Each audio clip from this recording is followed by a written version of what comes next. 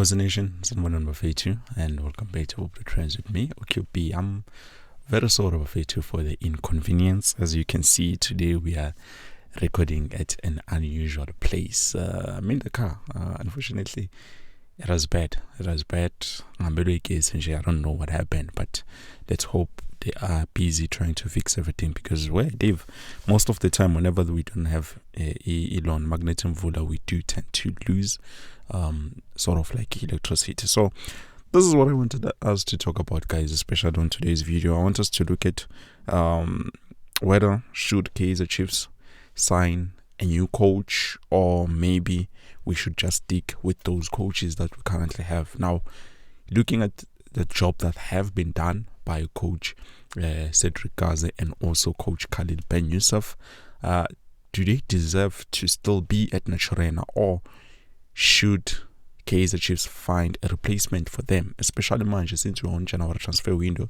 So those are the things that I want us to look at, not necessarily updates, but the reasons why I feel like maybe we should just let them be, or maybe we should just let them go. So yeah, those are the things that we'll be looking at on today's video. So starting off, number one, let's firstly look at how the team is doing, because looking at this season so far with those coaches that we currently have, even though a lot of people actually, not me, let me not say a lot of people are not happy with coach Cedric Kaizer and Khalid Ben Yusuf. They are saying there's a lot of things that they're not doing right, So with that being said, to be honest with you, looking at the team this season, we are at much better space than we did last season. This season, you look at how we played 13 games so far. We've collected the maximum of 24 points, and also we've managed to only concede 6 goals in 18 games. That is like a huge improvement from last season. I know last season also we're not conceding a lot, but this season it is a step further and we are looking much better. Currently, so number 3. Our first game that we will be playing is against Golden Arrows, if I'm not mistaken. We will be playing on the 20th of this month, which is January. So looking at the stats, as I've said, there are a lot of signs of improvement from last season. This season, Jean Shilo, we are sitting at number 4, Manje, and we're going to resume from there. Hopefully, the boys can just try, because there are a lot of games where we felt like maybe Kaizer Chiefs should have won, and this is where a lot of fans are against those coaches that are currently there, because there are certain things that we fail to do, and as that responsibility falls mostly to the players, it also falls to the coaches, because now and it's their responsibility to make sure that the boys play beautifully, but not just that, also we collect more points and we win those easy games. Tina, we are failing to win the easy games, and we win most games that way you think, this one Kaizer Chiefs is going to lose, and they end up winning. And then the one where we are like, it's obvious we are going to win this one, and then we end up not winning. So that is sort of like the limitations or the problems that we are facing. So hence a lot of Kaizer Chiefs fans are saying no, those coaches must leave because they are not doing exceptionally well. And then reason number 2, we look at the fans. Mostly I'm a fans way to Joba Ngisho. Kaizer Chiefs needs an experienced top level coach, but to be honest, even if we can bring a coach like Upito Msimane, Jose Rivero, those coaches that are going to come, we have to be honest on something. So far, Cedric Kaizer and Khalid Ben Yusuf are taking over from Unabi, and they're continuing his work, obviously with bit of tweaks here and there, but his system remains the same. The style of football and everything, there are certain things that they do that he would have not done. So bringing in a new coach like Pito Msimane, sorry guys, shitty light. This thing, I don't know if you can still see me, but it's bad, guys, it's bad. Okay, let's hope we can still continue. So coach like Pito Msimane, Jose Rivero, those coaches are going to come with their different kind of style. They will have to start afresh, do things their certain way.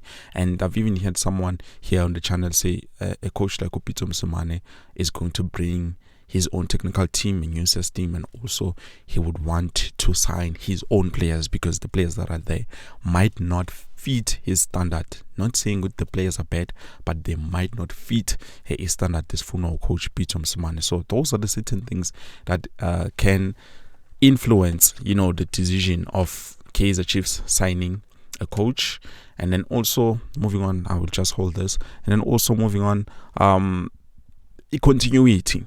So far, for me, I would say with those coaches that we currently have, we can just try to continue with them because looking at, this transfer window, I don't think it's going to be fair for the players themselves. Njengoba nje siceda ukushintsha coach, simxoshile coach, manje sisusana laba, and then now we are hiring a new coach. Obviously, it's going to mess them up mentally. They are not going to be able to be focused, and it might change all of the sudden, and that's where they're starting to find their rhythm. That's where they're starting to understand each other. That's where they're starting to continue from where Coach Nabi left off and finding the balance in terms of the structure, the gameplay, the tactics, so those things are starting to align right now as I'm speaking with you. So ukuqalela phansi, it might be a bit of a problem, so yeah. Also, it might not be a bad idea to bring in an experienced coach. A coach is going to have won at least the league titles with big teams. Team coaches like Abopito Msemane definitely does make sense, to sign those coaches, because at the end of the day, he is a coach who has experience and he knows what is expected from a team like Kaizer Chiefs. So someone might say, well, those coaches do not know what is expected from this big club, because those coaches have never done something like this before. They've never had this experience before. All they did is they were there as assistant coaches. They've never had the job to lead as coaches. So that is definitely a good point, a very valid point. But also Jomang, the continuity. For me, I feel like maybe we can continue with them for now.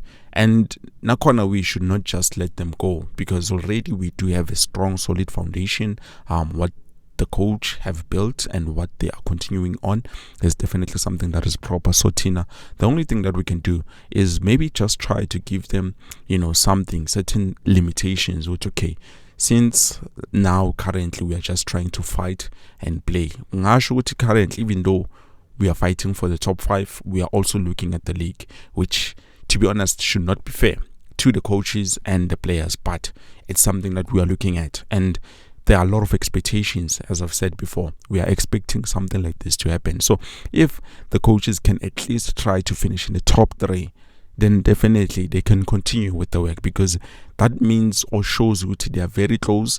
Their system is working. They will just need to tweak it a little bit. But if the coaches fail to at least win in the top 5, then definitely we can let go of them, and then we start afresh, find a new technical team, find a new coach in this finalize, and then we start afresh, because definitely we would understand what, okay, things do not work out. But if they do work out, I don't see a reason why the coaches should be fired. I don't see a reason why we should let go of them. But I do understand from the point of our fans, we are also looking to see it, okay, maybe we do need a coach, because so far we've seen a lot of disrespect from the players, players doing whatever they want to do, because you can clearly see that there's no one that is dominant. With the coach Nabi, I think they used to look up to him and they were like, okay, we respect this guy, he is Ubaba Nabi. But now without that father figure, only with the coaches, 2 coaches, definitely there's a saying that says Umuzi cannot have 2 bulls. Like